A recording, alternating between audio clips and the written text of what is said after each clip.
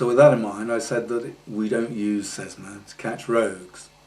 And yet you will be aware, of course, that incident data is collected from SESMA and is converted very often to a computer program that we run to illustrate particular serious events so that we can all learn from them. So again, in my watch back in air safety, we could see on SESMA that we had a rogue on the Airbus. It was in the early days of the Airbus after we'd taken over Caledonian, and we knew we had a rogue because we had airplanes flying beyond their capability. They were outside their flight envelope, and somebody was tripping the circuit breakers of the flight control computers. Now, this was a hugely difficult problem. In fact, we had a good idea who he was. It was a captain, and because it was a small fleet, but it wasn't until a first officer came into the office and thumped the table and said, "I'm never going to fly with this idiot ever again," that we were able to actively get hold of this guy and do something about it.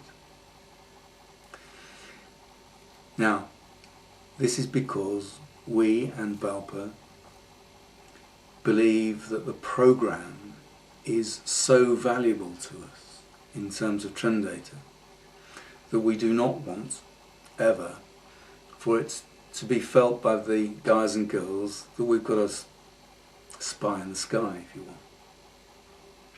Now, you need to understand that that is for trend data, but if there is an air safety event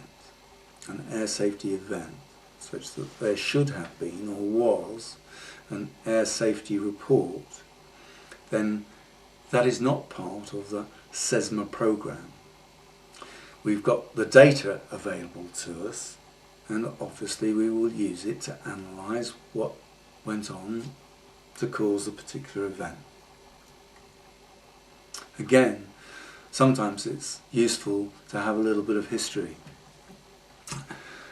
When I took up my appointment of head of safety, it was the day after the Golf Alpha Whiskey November Oscar incident, which was the 747 Classic that nearly took out the Penta Hotel as it was. That's on the north side of the airport, just to the right of 27 right. And unbeknown to me, the incident was in those days investigated by the Air Safety Branch on the basis of its Buggins turn, and we had a flight data recording analysis program for it, SESMA program. We had the flight data recorder traced, to be more specific, primarily because the event was raised, the air safety report was raised by a captain who thought he was going to die as he was driving to work on the Bath Road.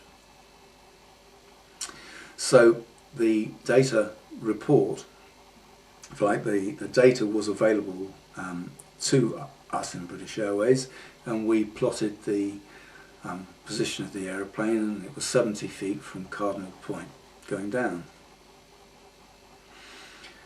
Anyway, as luck would have it, Buggins' turn was probably the least able investigator, certainly the least empathetic investigator in the Air Safety Branch, a failed pilot. The BALPA rep was the least experienced BALPA rep, and the bottom line is that I think even to this day, regardless of the recommendations that we made, we probably still don't know what actually went on the flight deck of that aeroplane on that approach. Happily, we don't have any classics left, but it was something that always bothered me, that we may have had, if you like, information that inadvertently was suppressed because the BALPA rep invoked the SESMA clause that you can't be disciplined for a SESMA event. But of course this wasn't a SESMA event, this was an air safety report now. Secondly, that in those days the chief pilot distanced himself from the crew because in those circumstances at that time he was responsible for relieving the crew of flight duties, then called suspension, and he was going to hold the disciplinary if there was to be one. And so the net result was that the crew had no support whatever, and certainly from British Airways, and things went from bad to worse. And sadly, in the end, the captain left the company and subsequently committed suicide. The flight engineer never flew again, and the first officer is happily now one of our captains. Now I'm telling you this because it is important to realise that there is a difference between Cessna watching trends and using the flight data recorder and digital flight data recording analysis, if you like, the tape, to give us information when there is a serious event that is now in a safety report.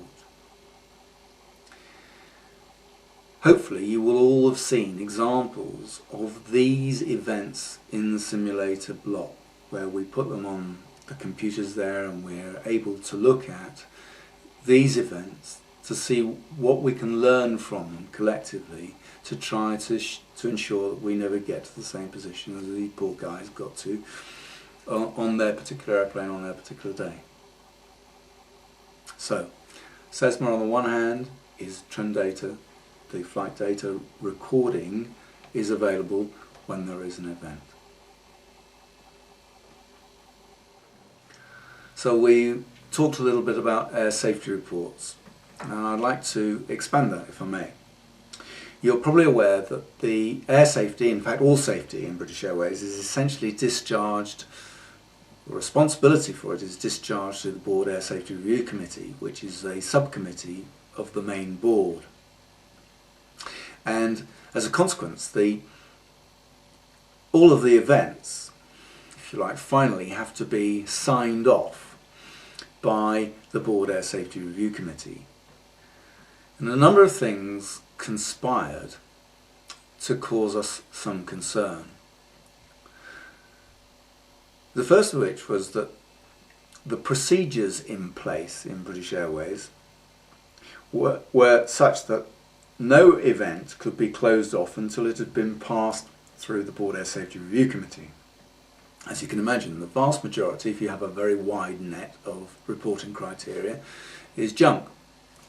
I don't say that. I say that lightly, but you can understand what I mean.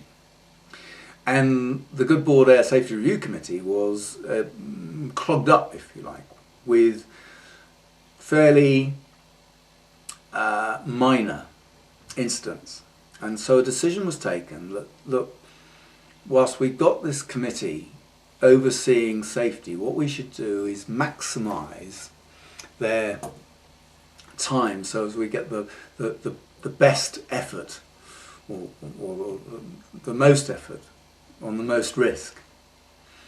And consequently, the decision was made that where, in the view of the Director of Safety, the events were of a minor or low risk type, they would not be normally brought before the Board Air Safety Review Committee. And consequently, the guys and girls saw the Air Safety Review, which was where all of the data ended up, get thinner. This occurred shortly before one of our more well-known incidents when a Concorde landed at London with very little fuel, so little fuel that it had to be fueled before the passengers could get off. And in the normal course of events, when that incident had been fully investigated and the recommendations approved by the board and carried out, it would have ended up in the Air Safety Review. However, British Airways has not been long a public limited company, and the legal director, who subsequently became the chief executive, decided that our more colourful incidents, if you like, were needed to be kept out of the public domain in case it damaged our share price.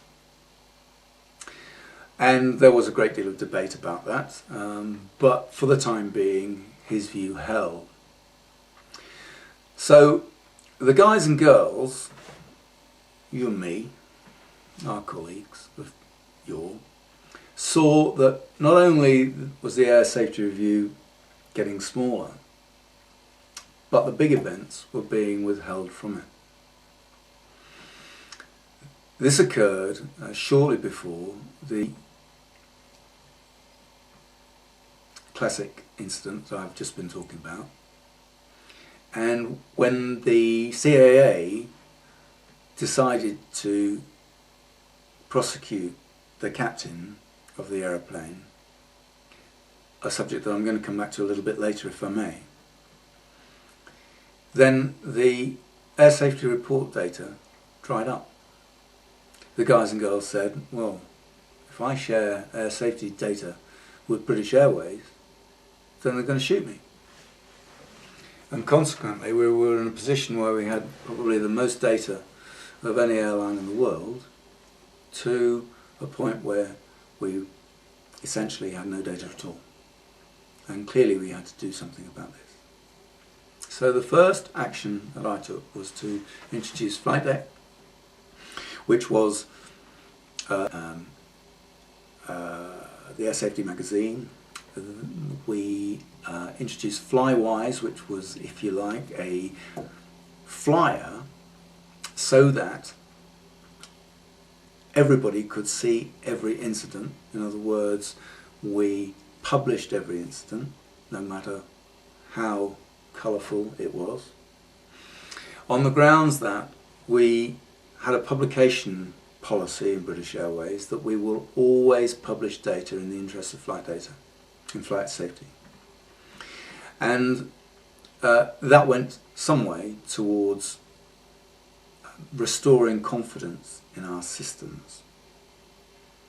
But secondly, and most importantly, we created what is British Airways Standing Instruction number 4.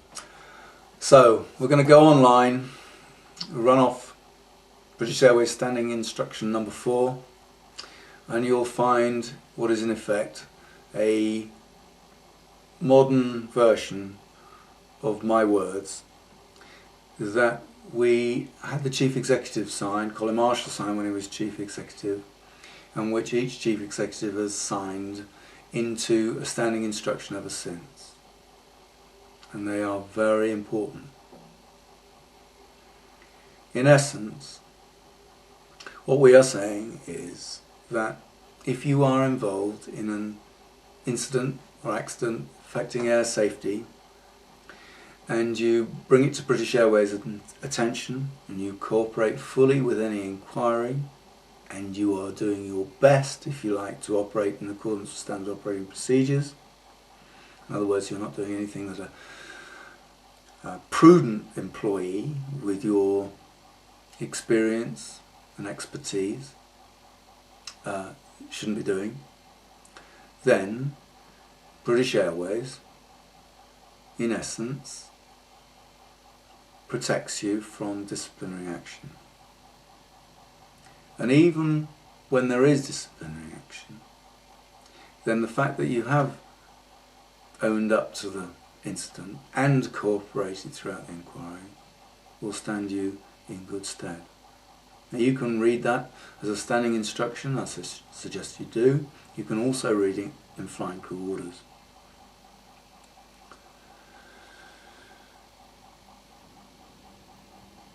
You need to be not only aware of that, but to be proud of it. Because, as far as I know, there still is not a single airline anywhere else in the world that will give you that protection. In other words, if you're doing your best and things go wrong such that you end up in an incident or an accident, notifiable accident, then it's our view that if it could happen to you, or has happened to you, it could happen to someone else. And that the sooner we know about it and understand the event, the sooner we can fix it. Now those words were written not only for your protection, which then enabled the numbers of air safety reports to start increasing to a level now which I think is of the order of 12,000 a year, to give us this database that we can work on, but also as a control on flight management, because I knew that the first reaction to an event as a flight manager was what the silly buggers had done. Whereas actually, if you understand and you agree that nobody gets up to do a bad job in the morning, virtually nobody, then consequently the chances are it was a series of events that conspired to create this incident. And the more that we know about it and the more we can understand it, the easier we can fix it. Now I am not saying, and I never will say, that you can turn up and do something deliberately and hide behind this standing instruction. It is assuming that you are genuinely trying to adhere to British Airways standard operating procedures in every way and something goes wrong. So let's be absolutely clear. If you turn up drunk to fly an airplane, if you decide that the rule book doesn't apply to me because you've decided that there's a better way of doing things and something goes wrong, then nobody, but nobody, and especially me, wants to protect you. But if you're doing your best and something goes wrong, then the whole of British Airways will try to support you, and does support you, and historically always has supported you, to get you back line flying as soon as possible.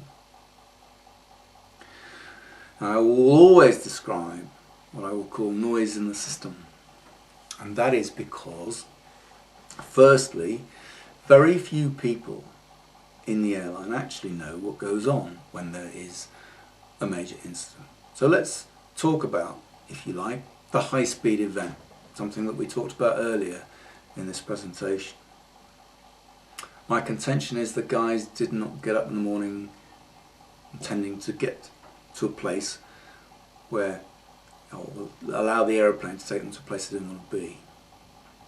So the first thing is that, yeah, typically, if I think about the one going into Kennedy not very long ago, they filed an air safety report, they got on the phone and they were interviewed by flight management. Of course they were interviewed by flight management, because flight management have a responsibility to find out what went on. Because it was an air safety report, the flight data recording tape was played, and then that subsequently was put onto one of those mini discs so you could see the Mickey Mouse flight deck to see what was going on the flight deck. But from a crew's point of view, the most important thing is this. Firstly, they spent some time with the likes of me, because it usually is a standards captain who will deal with these sorts of events, to talk through in a classroom the parameters that led up to this particular event. And we try and deconstruct it into its little parts, and we try and analyse about what it is that went wrong and what were the indicators that things were going wrong, and what sort of strategies that we've already talked about together might have been in place to have allowed them to escape before they got suckered in to landing because there was a runway in front of them. And when that is explored, if you like, to the fullest degree that we can, we'll then go into the simulator and we'll practice things until our confidence of British Airways, confidence of the individual is restored in our ability to contain this sort of problem, to see it coming in the future and to stop it ending up in an event. And then inevitably we will go flying again with the training captain in the other seat to ensure that the individual really has got his confidence back so that they can go flying again on their own. British Airways got a fantastic record in this regard. Some guys that broke the back of a 757 costing X numbers of millions of pounds to repair. What happened to them back in the simulator? Exactly the sort of thing I've just described, and away flying. Often, in the eyes of the rest of the fleet, the simulator is seen as some sort of punishment, but it isn't. What has happened is that anybody involved in one of these events has their confidence taken away, it's just stripped away. And they're in no position to go flying until that confidence is built back up again. And that's our job, if you like, to try to firstly understand what the incident is and then take the appropriate action if it's a fleet training issue or whatever, and then deal with the individuals who are involved. So, you are flying for an airline that cares for you, that values your input, but it's only able to care for you if you play your part, and particularly your part as a commander. So to continue on your side of the bargain, if you like, what you put in your air safety report. You can take the view, least said soonest mended. But let's just think about that, some events, if you like, that illustrate that paucity of information is in fact doing you, and indeed your colleagues, no favours whatever. You may recall a 707 that it was a freighter that fell out of the sky out of Lusaka. And when the air safety investigators were rummaging through the wreckage, they found on the flight engineer's table a note from the previous flight engineer to say that they'd had an unusual pitch event on the way into Lusaka. That unusual pitch event was actually the first indication that the tail was going to come off, and on the subsequent sector it did. Another example, if you like, was the go-round incident that occurred this year in January, when the air safety report says something like unstable approach, go-round flown, a subsequent landing satisfactory, and makes no mention of the fact that the aeroplane reached 30 degrees pitch up and nearly stalled.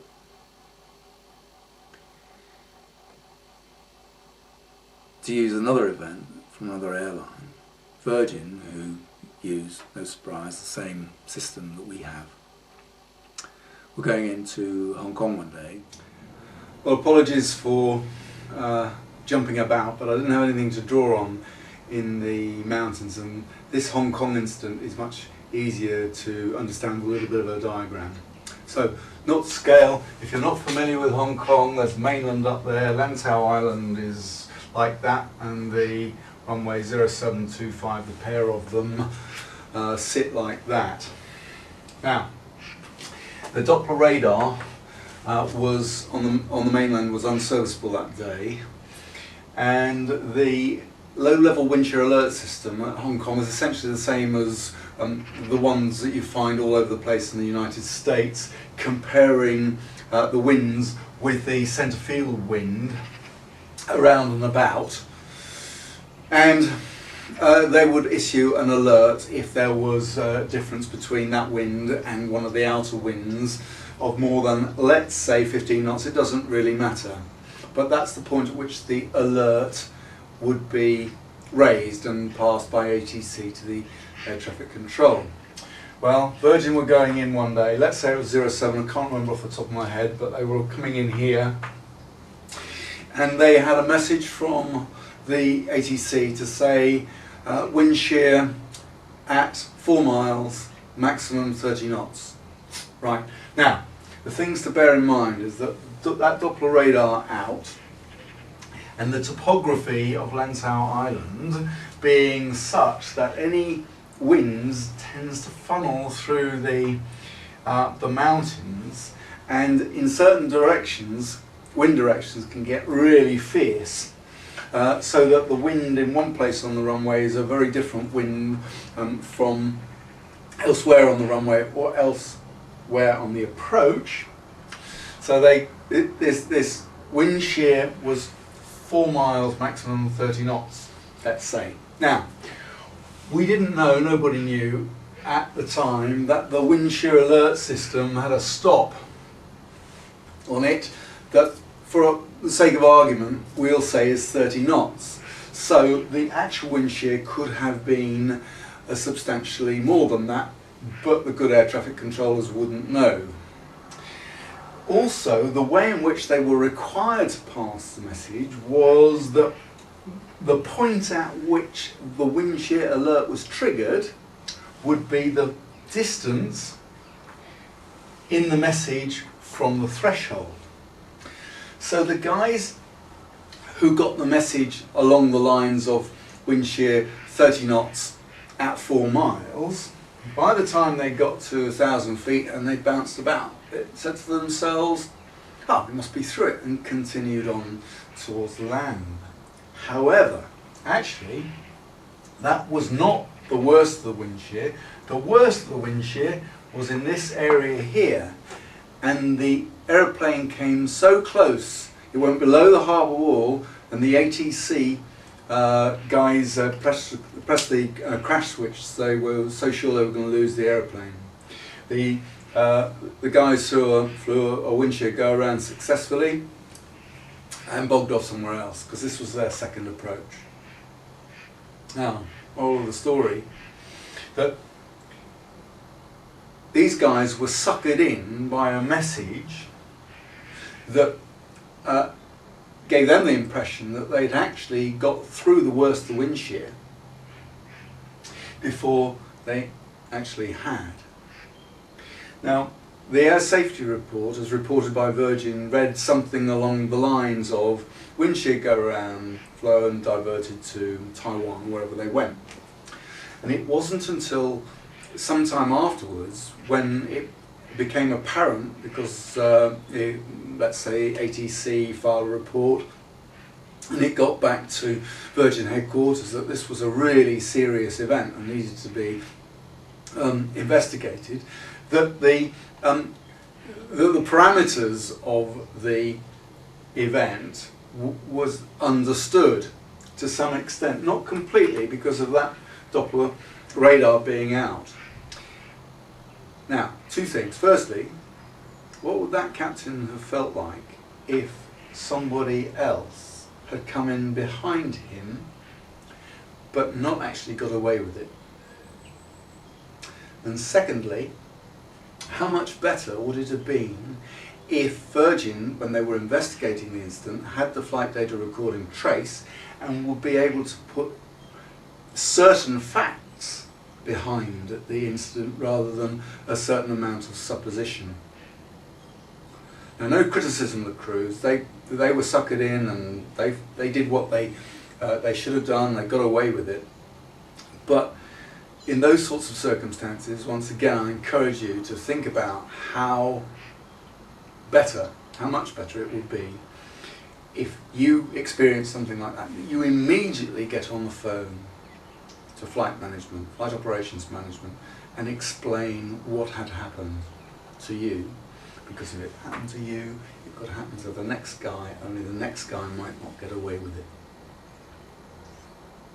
So, back to the mountains.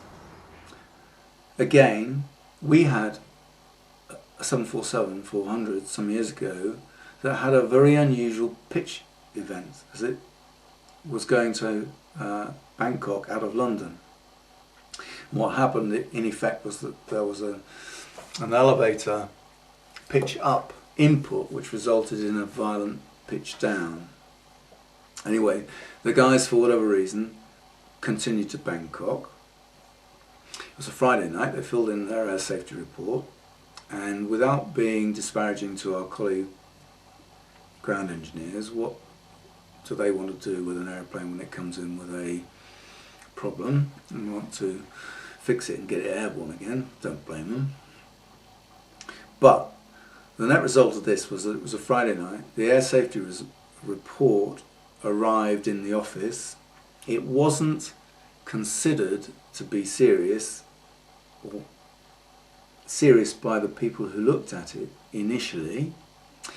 The aeroplane continued on to Sydney, and by the time, I think it was still in Sydney, but when the flight management came in and read the air safety report and said, "My God,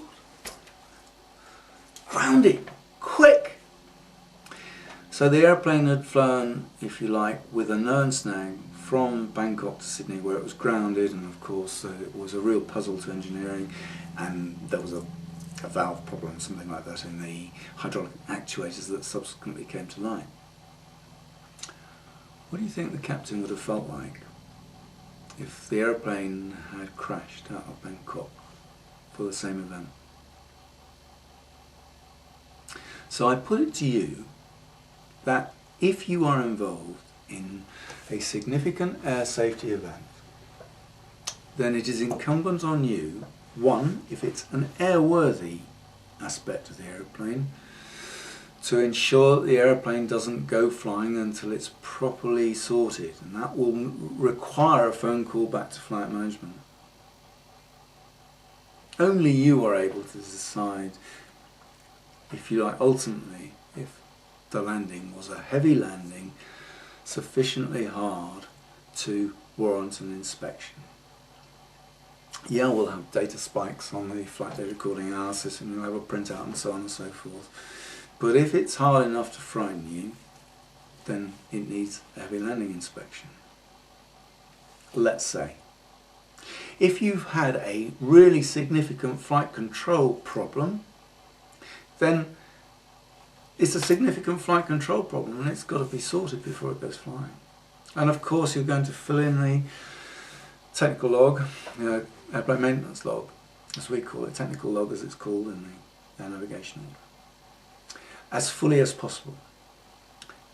Also, you've got to fill out the air safety report as fully as possible. And I believe that it's incumbent on you to pick up the phone, whatever time of day or night, and talk to a flight manager who knows your airplane type.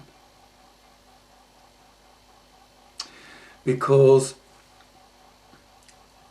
these sorts of events occur very, very, very rarely.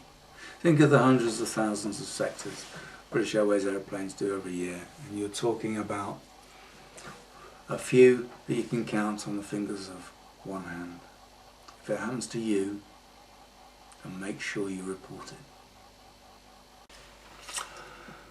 Okay, there are just a couple of things that I want to cover before I summarise this section of our discussion. And the first is what happens after a serious incident or an accident, reportable accident. The first thing that needs to happen is the crew will get withdrawn from flying duties. And there are two reasons for this. Firstly, if it's because there has been a reportable accident under the terms of the accident investigation regulations, subpart if you like, of the air navigation order, then the crew have to be made available for the air safety investigators that will be assigned to the accident. Secondly, of course, and most importantly, if there has been a serious incident or accident, then it is likely that the crew may well be either traumatised or injured. And consequently it is a requirement that there is at least a discussion with a British Airways Health Service doctor, or one approved by British Airways Health Services, which one assumes will be those that are included in Global Lifeline.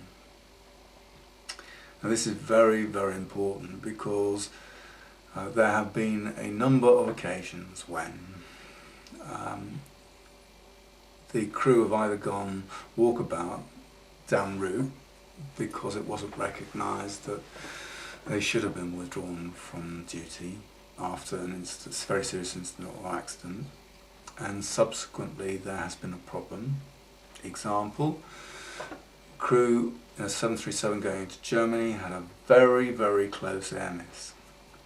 Got on the ground, fill out appropriate reports, and of course a station want them out on the way back to London, and the crew did not realise, because sometimes it takes time for the trauma of the event to settle in, that they had become incapacitated, if you like, or they were not fit for duty to fly back. Because as the crew reported when they finally got on the ground in London, actually they had got away with a very serious near miss in Germany, but they nearly were in a major accident on the way home, because both of them were, if you like gibbering idiots.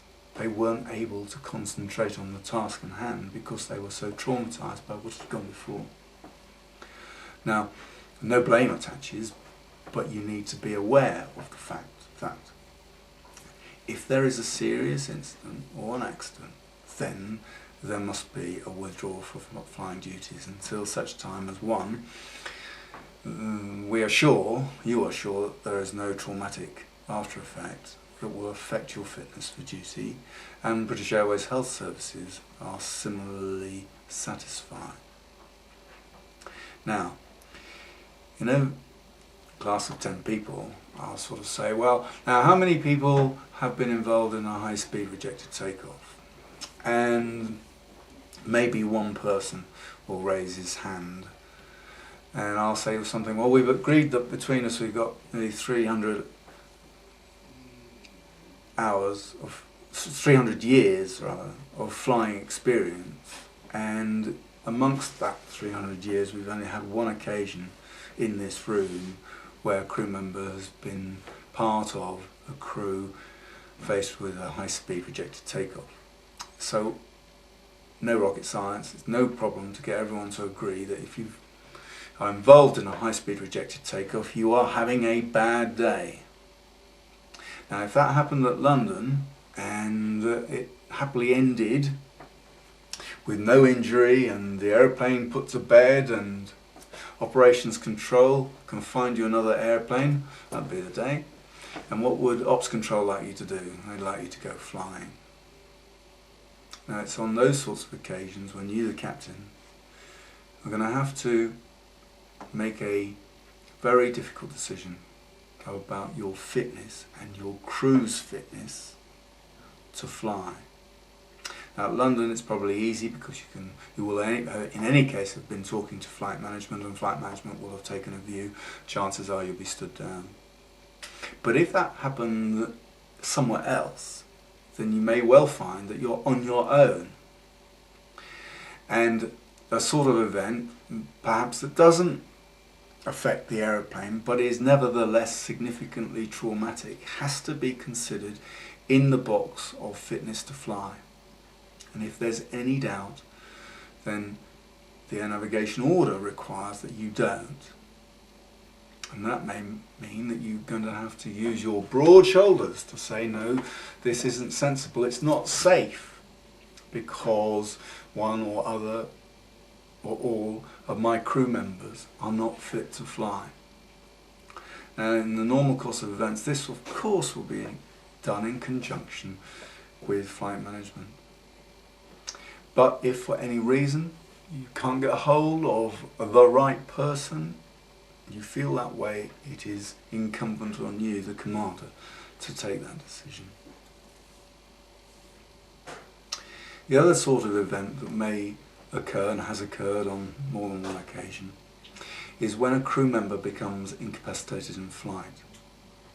So, let's be clear, if a crew member becomes incapacitated in flight for whatever reason, to such an extent that they cannot fulfill the duties that they are required to fulfill, then they must not go flying until such time as they have been cleared by either BAHS, British Airways Health Services, or one of their nominated people. So, let's put ourselves on an aeroplane going to Johannesburg and one of the crew members becomes ill to the extent that they cannot fulfill their duties. They get to Johannesburg, they go out for a steak, a small 16-ounce steak and a gallon of red wine, shake themselves, I feel better now, I feel normal. Are they fit to go flying? Answer no, not until they've had that conversation with a British Health Services doctor or seen someone in Johannesburg who has given them a tick of medical approval that they are now fit to go back flying. This is not only for protection of British Airways if there had been a subsequent incapacitation on the next flight, but also for the protection and care of the individual, him or herself. So, withdrawal from flying duties, the requirement to have this conversation with or to see a British Airways Health Services doctor or nominated doctor prior to going flying after the event. Okay, I said I'd come back to the subject of the CAA prosecution. Subsequent to that event, my director and I went to see the CAA's legal director, and we explained our concern that prosecutions would certainly restrict the flow of information not only to us but to them in their mandatory occurrence reporting scheme. And it was then their view, CAA's view, that if a crew, British Airways crew, complied with our requirements of reporting an incident and cooperating fully and providing they were trying to do their level best, then it was not, well, they were not minded to prosecute the crew even if there had been an inadvertent breach of the air navigation order. Now, we could never write that down, and I don't know whether it's still the truth, but it's interesting that, if you like, in the UK, the view of the CAA accorded with ours in British Airways. Now, you need to know that I believe ignorance of instructions contained in the operations manual of the air navigation order is no defence. That it's the primary goal, must be the primary goal of every commander to operate in accordance with standard operating procedures. And you're only ever going to deviate from those standard operating procedures for urgent and compelling reasons. And so, in summary, in air safety terms in British Airways, technical and operational knowledge of a commander is essentially a suit of armour that you wrap round yourself, and adherence to standard operating procedures is your best insurance policy. Thank you.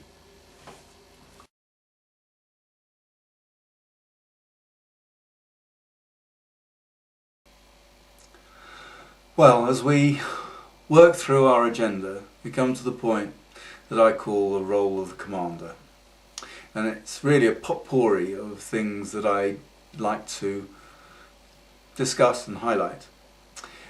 As I find that much in the same way as in our discussion about the airworthiness of aeroplanes, that some things tend to get lost the longer you serve in British Airways. And the reason is this, because British Airways has done a fantastic job of encapsulating the law of the land into our standard operating procedures. So to the greatest extent possible, given that the operations manual is written by human beings and it extends, as we said, to 29 volumes, and sometimes they get out of sync in terms of their amendment. If you, commander, operate your aeroplane in accordance with British Airways standard operating procedures, by definition you will be complying with the law. That said, it is quite useful sometimes to underline those parts of the operations manual that actually are derived directly from the air navigation order, i.e. your license responsibility to the United Kingdom as against your operational responsibility, license responsibility as well of course, to British Airways. Now, because, as we've already discussed, you operate a British registered aircraft that it's owned and operated by an operator that has an air operator certificate that's issued by the United Kingdom Civil Aviation Authority, the air navigation order applies to you, Commander, wherever and whenever you fly a British Airways aircraft. And so I think that it's quite useful to understand, because people talk about JAR FCL and JAR Ops without really understanding their place within what it is that controls us. Now, the United Kingdom is a member of the Joint Airworthiness Authorities, 20 plus authorities that got together to try to establish a common basis so that there only needed to be a single approval of an aircraft type that would suit everybody, and secondly that because I'm qualified in the United Kingdom as an airline transport pilot, then I could fly as an airline transport pilot for, let's say, Greece or Italy or whomsoever else, and vice versa. And that's the long-term aim. Now, I don't often hand out accolades to the CAA, but they did an enormously good job. They put a huge amount of effort into the development of JAR FCL, which means Joint Airworthiness Regulations Flight Crew Licensing, which is all about what you need to do to have a license and a medical certificate and so on and so forth. And JAR Ops, which is Joint Airworthiness Regulations brackets operations, which is, if you like, the description of the operations manual and all that it should contain, and how we as an operator will put together training packages to enable us to fly for an operator. And to all intents and purposes, not a lot changed. It did change some of the things that we did. We moved from an instrument rating and certificate of test to the done it so often I've forgotten what we call it. The license proficiency check and the license proficiency test at the beginning of the conversion course. And a number of other ancillary things happened. But the important thing to realise is that it did not apply until it was incorporated into the air navigation order. Now, there was a transition period at the outset where the air navigation order was amended to include extracts from JAR FCL and JAR Ops. But in July or August 2000, the air navigation order was amended, and now it is the document that we used to know and love when we were training to be pilots in the first place. So essentially, although people make great reference to JAR FCL and JAR Ops, actually it's the air navigation order that controls us. Now, within the air navigation order, relevant to us as commanders, the operator has a number of very important responsibilities. The first of which is that an aircraft shall not fly except in accordance with an air operator's certificate. And there you find a copy of it in the front of flight crew orders, and it will describe the areas in which British Airways is allowed to fly. An operator shall ensure that the operations manual contains all the instructions and information necessary for operations personnel to perform their duties.